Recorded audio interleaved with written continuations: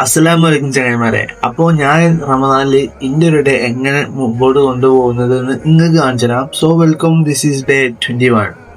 നേരെ എണീച്ചു, ഫുഡ് കഴിച്ചു, പിന്നെ നമ്മൾ കിടന്നു, പിന്നെ നമ്മൾ കോളേജിലെത്തി. അപ്പൊ ഇന്ന് എക്സാം ഉണ്ടായിനി.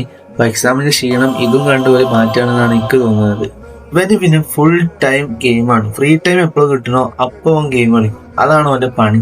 ക്ലാസ് സ്റ്റാർട്ട് ചെയ്തിട്ട് കേട്ടോ, അതിന്റെ ഇടയിലാണ് അവൻ ഫോണിന്റെ കേസ് എടുത്തായിട്ട് ഇങ്ങനെ സ്പിൻ ചെയ്യണം. എന്താണ് അവന്റെ കയ്യിൽ ഇല്ലേ? എന്റെ കൈ കീറിട്ടോ, എന്റെ വാച്ചിട്ട് കീറി. അടിപൊളി. വീട്ടിലെത്തിയിട്ട് പിന്നെ ആനിമേ കാണായിരുന്നു കേട്ടോ.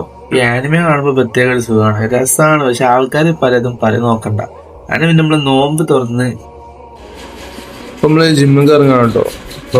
ജിമ്മിൽ കാണാം. ജിമ്മിലെത്തി. And today was leg day.